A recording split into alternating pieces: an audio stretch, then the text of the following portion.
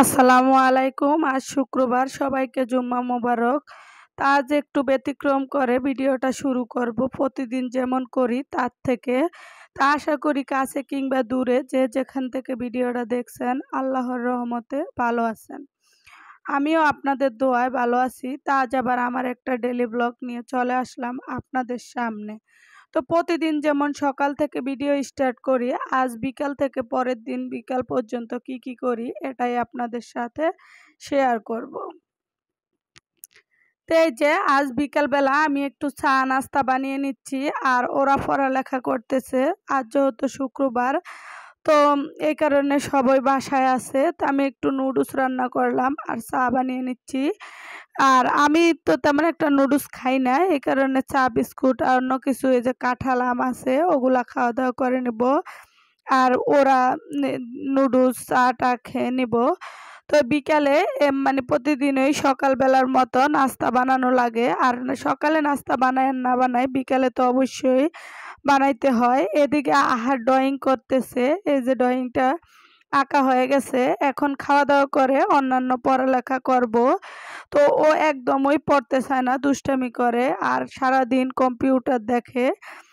তো একটু অনেক কষ্ট করে বসাইতে হয়। এদিকে আজকে রাত্রে আর আমরা বানাবো না, মানে ভাত রান্না করব না। আজকে রাত্রে আমরা একটু হালিম রান্না করতে নিয়েছিলাম, তো গ্যাস অল্প, এ কারণে হালিম রান্না করতে করতে দেরি হয়ে গেছে। তো ইলেকট্রনিক চুলার পরে রান্না করে নিচ্ছি। আর এদিক দিয়ে মেয়ে জিলাপি পরোটা বানাইতেছে। তো পরোটা বা জিলাপি পরোটা বা যে কোনো কিছু হালিম দিয়ে দারুণ টেস্টি হয়। তো আজকে রাত্রে আমরা এই জিলাপি পরোটা দিয়ে হালিম দিয়ে সবাই খাওয়া দাওয়া করে নিব, এই কারণে আর ভাত রান্না করব না। আর আমাদের ঘরে মাশাল্লাহ ভাত ছাড়া আপনি যে কোনো খিচুড়ি, বিরিয়ানি, পোলাও, রুটি এগুলা দিলে ওরা 3 বেলাই খেতে পারবো, কিন্তু ভাত দিলে ওদের কান্নাকাটি চায়। তো আমার মানে যেটা সহজ ওটাই করি, বেশিরভাগ আমি খিচুড়ি পোলাও করে নেই। রুটি মুটি এগুলো অনেক ভেজাল, এই কারণে আমার করতে ভালো লাগে না।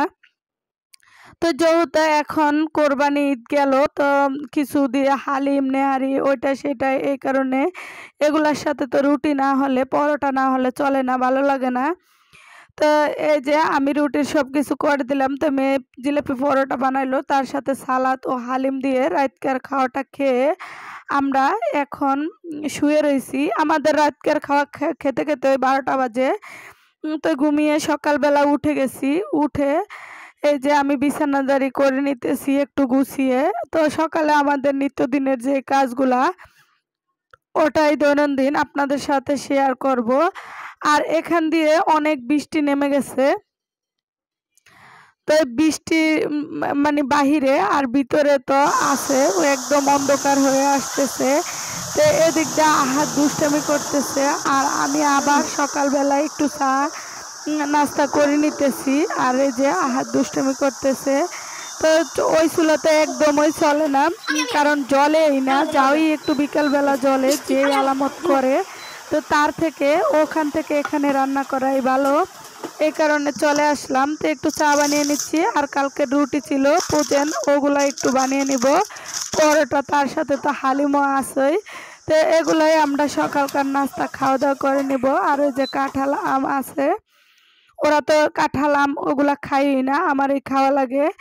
তো অফ ক্যামেরায় নাস্তা টাস্তা করে এই যে একটু ডেউয়া বানিয়ে নিব মেয়ে। আপনাদের গ্রামে বা অঞ্চলে এটাকে কি বলে অবশ্যই কমেন্ট করে জানাবেন। আমরা এটাকে ডেউয়া বলি। তো এই যে একটু মানে মরিচ, শুকনো মরিচের গুঁড়া আর লবণ দিয়ে ভালোভাবে মাখিয়ে আমরা খাওয়া দাওয়া করে নিব। করে আজকে রান্না করলাম বিরিয়ানি। আমি বলছি না যে যেটা শর্টকাট আমি ওটাই করতে চাই, আর ওরা এগুলাই ভালোবাসে ভাতের থেকে। তো একটু বিরিয়ানি করে নিচ্ছি, কারণ আজ বড় ছেলে মাদ্রাসায় চলে যাবে, এই কারণে আমি ওর পছন্দের যা যা খাবার তা তাই করার চেষ্টা করছি। তা আপনারা যে যেখান থেকে এই পর্যন্ত আমার সাথে আছেন, ভিডিওটা দেখছেন, একটু হলেও ভালো লাগে অবশ্যই লাইক কমেন্ট করে সাপোর্ট করবেন। তো এই যে আমি 1 কেজি মাংস, আধা কেজি চাল দিয়ে একটা বিরিয়ানির রেসিপি করছি। এটা আমি আগের বার আপনাদের সাথে শেয়ার করছিলাম, এই কারণে এবার আর শেয়ার করি না। তো এই যে এখন দুপুরকার খানা আমরা সবাই খাওয়া দাওয়া করে নিব।